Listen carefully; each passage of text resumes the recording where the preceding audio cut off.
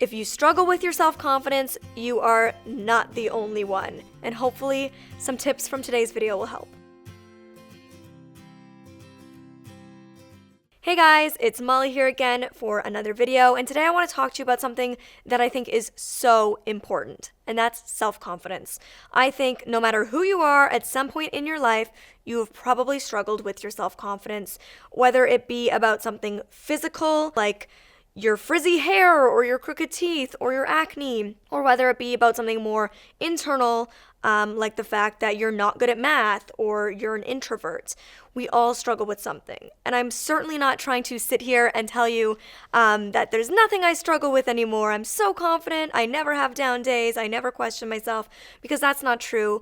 Of course, there are still things at some points that I struggle with in terms of my self-confidence, both internal and external. But every single day I work really hard on loving and accepting myself. And I've come a long way from being a depressed, bullied girl to being the strong and, for the most part, confident person I am today. There's a lot of things that have contributed to the confidence I've been able to gain in my life.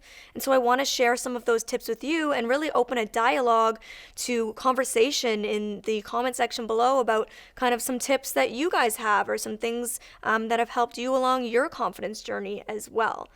For the most part, I honestly would consider myself today to be a very confident person. And like I said, in my day-to-day life, like, I couldn't do what I do for a living without being a confident person. But there are still moments or situations that I'm in where I do feel self-conscious about certain things.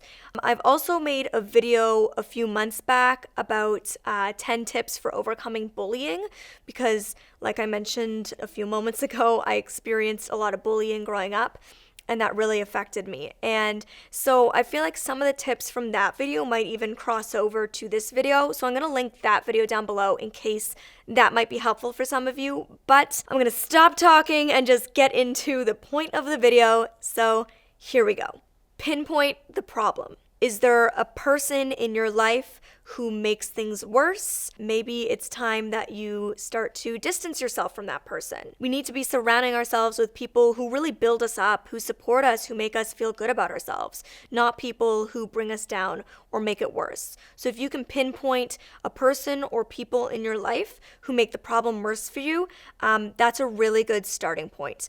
And similar to that, pinpoint maybe situations that might make things worse. Is there certain environments or situations you get put in that make it worse for you?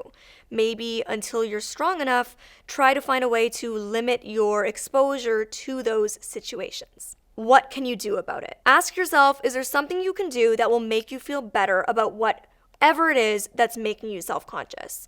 For example, one thing I'm self-conscious about is how much I talk and how loud I talk. I have a very loud speaking voice. I talk constantly. I mean, I literally do it for a living. You guys know, you watch my videos, you know how much I talk in videos. I can't stop.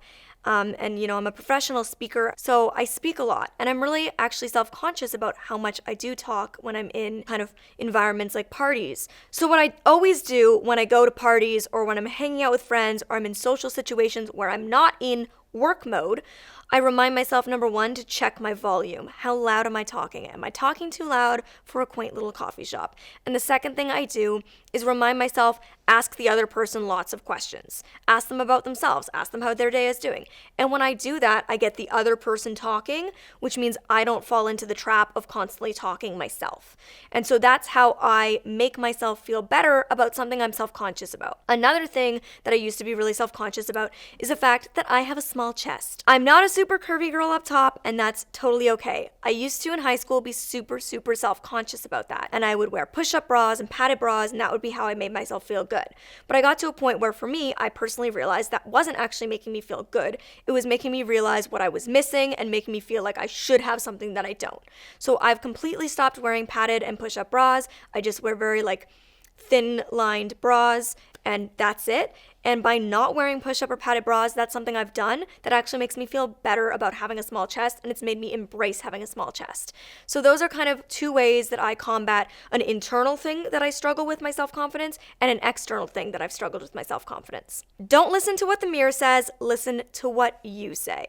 This is something you might have heard me say in videos in the past, and it's something I'm really passionate about. Every single day, I give myself self-affirmations. So every day I tell myself, you are beautiful, you are strong, you are smart, you deserve to be successful, you deserve to be happy.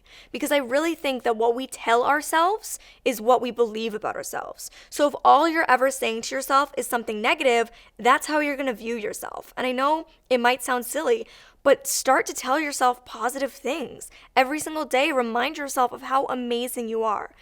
Honestly, it's easy for me to say as somebody who can't see in the mirror, who can't look at themselves, but I really believe that the mirror only gives you so much validation.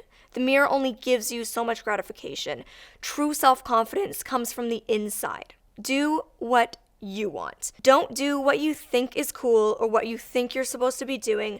Do what you actually love. When you give yourself that freedom, you'll be amazed at how much more confident you feel.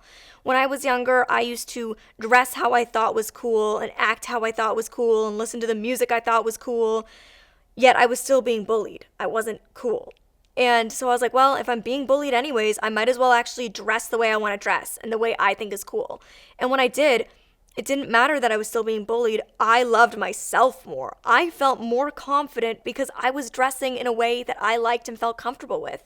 Do your makeup the way you want. Don't do just like the trendy hair and makeup looks. Do what you actually like wearing and what makes you feel good, even if it's not what's trendy. Remember, you don't have to go on some big search to find who you are. Just be you. Be who's already living inside of you. Let that person out. Love yourself first. Don't go running from relationship to relationship. I personally think that all that's doing is filling a void.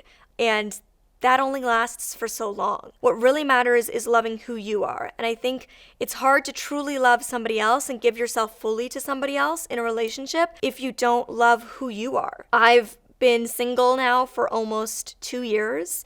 And in these 2 years, I have grown so much. I've explored myself. I've worked on myself. And it has been truly amazing. And I'm so happy that I've done this and I've given myself that time. And I think it's really, really important to do that. Your acceptance of yourself and your love for yourself will feel so much better than anyone else's love or acceptance of you. And I always say that you'll find acceptance of yourself when you stop seeking the acceptance of others. Self-care isn't selfish. Take time for yourself. We all have busy schedules. I know, trust me, I get it. But it's important to take time for yourself. Whether that's half an hour in the morning or half an hour in the evening to do some adult coloring, to meditate, to do yoga, to listen to your favorite relaxation playlist and drink a cup of hot tea, whatever it is, whatever makes you feel good, take that time for yourself. You matter. You are important. And you need to remember that. I know for me personally, like I said, I'm a confident person on a day-to-day basis. I truly believe I am. When I struggle with my self-confidence the most, when I question myself the most, is when my mental health is struggling. So when I'm not taking that time to care for myself and to keep my mental health strong, that's when I struggle with my self-confidence, which is why I'm a big believer in self-care. Be comfortable with you. Be okay with the silence and with being alone and being with yourself. Don't fill every moment of your day with seeing your friends, texting, being on Facebook, going on social media, watching YouTube videos. Unless they're my YouTube videos, fill your day with that. That's okay. I'm kidding. But you know what I mean? Like, take time to just be with yourself. And be okay with that. I think when you're able to be alone with yourself and with your own thoughts, it's a really great time for self-reflection. And it kind of goes hand in hand with the idea of self-care and with loving yourself first. When you can be alone with who you are and really examine and question yourself, it can really help you because you can really take time to think about the things that you are self-conscious about, both internal and external things that might cause you to feel self-conscious or lack confidence, and you can really start to either work on those things to make them better and improve upon them, or deal with them in a way of realizing, are these real, actual issues that I should be concerned about and should be doing something about? Or am I being too hard on myself? Do I need to love myself a little bit more? Do I need to ease up on myself? I know that I'm a bit of an A-type personality. I'll admit it, I'm a bit of a perfectionist and I'm very hard on myself, which is why I often try to take time to self-reflect and realize, am I being too hard on myself? Or is this a valid concern I have that I need to address? So be okay with the silence. Be with yourself. So I really hope that some of these tips have helped you and can help you if you apply them to your own life to find the self-confidence that you should have, the self-confidence that you deserve to live your life with. We are all beautiful, amazing creatures. We are all unique, and I think that's incredible. And we need to embrace others and their differences, and we need to embrace ourselves a little bit more. Please, let's have a really great conversation down below. I want to hear your self-confidence tips. Share your own struggle or your own journey. We can all help support one another. I would really love to be a part of that. So thank you guys so much for watching. If there's a tip I forgot, like I said, don't forget to leave it down below. Subscribe if you would like more videos, and I'll see you next time. Bye, guys.